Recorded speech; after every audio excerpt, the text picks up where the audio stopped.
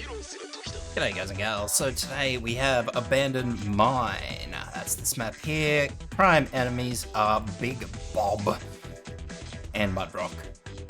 The daily challenge mission is Originium Zone Stimulus 3, which is all enemies gain a big attack boost, which means anything that hits you is going to hurt you. Which is pretty much everything in this map, everything sucks. That aside, the ones we're going to go with is Originium Zone Erosion 2, so less health, Precipitous Terrain 2, and the last line of defense. Team we're going to go in with, Courier and Myrtle round out our vanguards. Can use skill 2 with Myrtle if you like, just to have that extra little bit of healing. You don't need deployment points badly, so Myrtle's kind of just there as a deployment point boost.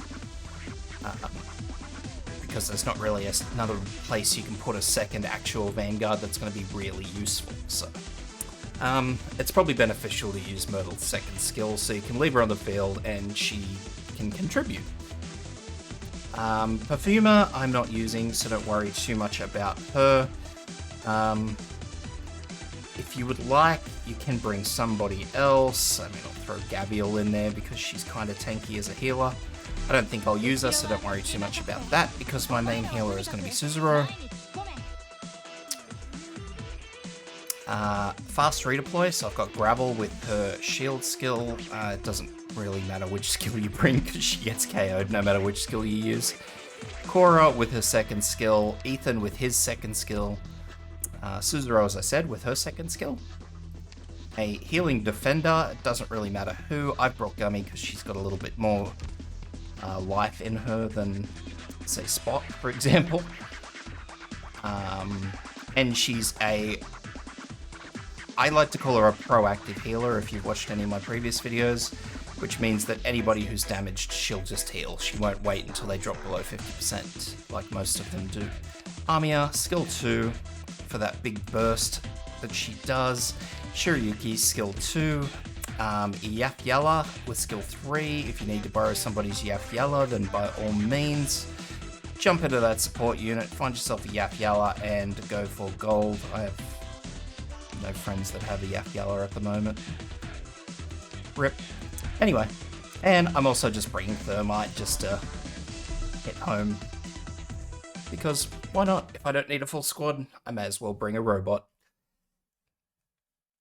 So while we get into this, guys and gals, if this does help you out or you just enjoy the content, please leave me a like and subscribe because it does help my little channel grow. So, Myrtle in first. As those deployment points go up, we're going to drop in Courier. Now remember, these enemies are hitting us a little harder, that's why we've got Courier over a different Vanguard, so say Texas for example. Ethan in.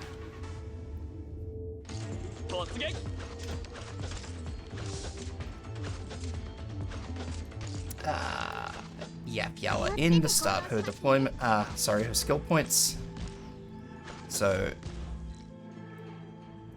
Amia in. And now I really am just waiting for deployment points now. Shiryuki's going to be our next in. There we go, there's some deployment points. Shiryuki's going up here. And she's just going to work on this enemy and slow it down a little bit.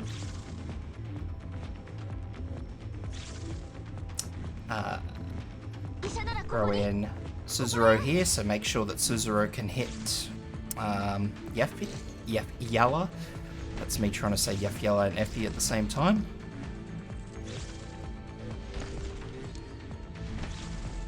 And I'll fast forward a little bit. I'm just waiting for the last set of deployment points, so that's Courier. So now we're just going to drop in. I'm going to drop in Gummy first, and then I'm going to drop in Cora second.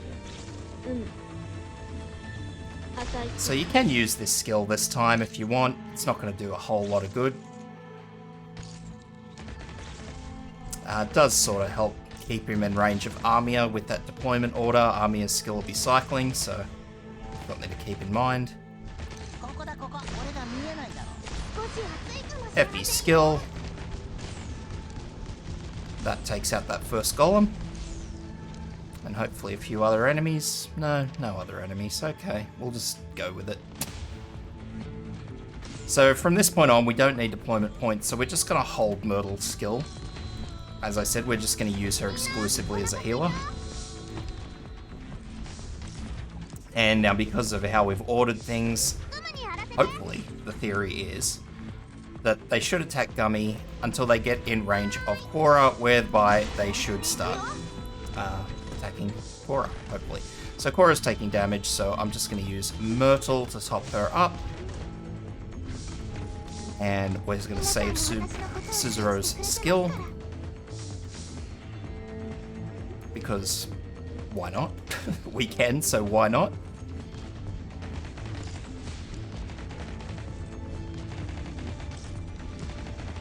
So as you can see, these enemies are just kind of working in their own. These guys will try and attack Ethan. Ethan is a big RNG gamble because either he'll avoid the damage or he won't avoid the damage. Either way, Gummy will heal him. As I said, they'll come through, they'll attack Gummy, and then they'll get to Cora, whereby Cora will just sort of sit there and take the damage and get healed by Myrtle and Suzuro. So Myrtle if we need her, Suzuro otherwise for normal healies. This Defense Crusher is our first big issue of first area of concern. So what we're going to do is just block this first enemy here. Try and make sure that all damages are on this Defense Crusher. So there we go, I'm happy with that. So now I'm going to use Shiryuki's skill on this golem, start working on it while it's standing there. Because why not? It's there, we may as well. And the more damage I can get on it before it gets around to my group, the better it is. So hopefully Shiryuki will get it down to about half health. Now, results will vary depending on how high a level your Shiryuki is. Mine's pretty decent level, so I don't need to worry too much. The idea is, though, if conveniently, if we can get this Defense Crusher up here to line up with it, so Yefyala can take both of them out, well, that's the ideal. If it doesn't work out that way, well, it doesn't work out that way. So we want to use Yefyala's skill right before they enter the area. And that's simply because we really want Yefyala's skill to be cycling now for Mudrock, and Big Bob will come out as well. Big Bob's another one we want to slow down because Mudrock will get there before Big Bob. And now we have Courier and Gavial to use to slow these two bosses down if we have to, which we probably will, because we're going to need Yefyala's skill. As you can see, it's only about halfway there. Mine's Mastery 3, so understandably, my Yefyala's cycling as quickly as she can without an outside modifier, so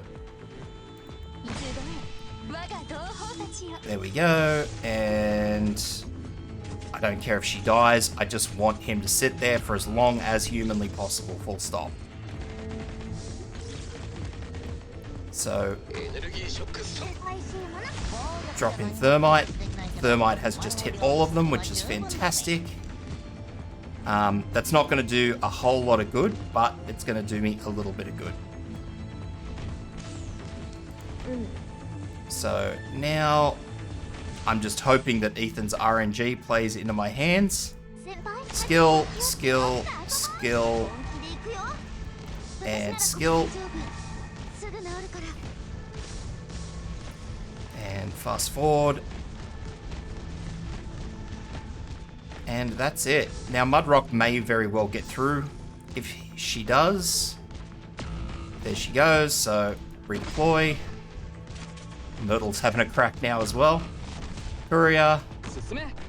You know, just keep Mudrock in range of Effie. So we just want to keep her in that sort of forward square, so both Armia and Effie are hitting her. And that's it. It's just sort of... The hard part about that map is sort of mob control. You want to keep them where all your operators can hit them, because your operators are deployed not for those 2 bosses at the end, but more for how the map progresses itself. So just bear that one in mind. Outside of that, that's it. I hope you enjoyed. As I said earlier, like, subscribe if it does help you, or you're just enjoying the content, and I hope to see you for the next one.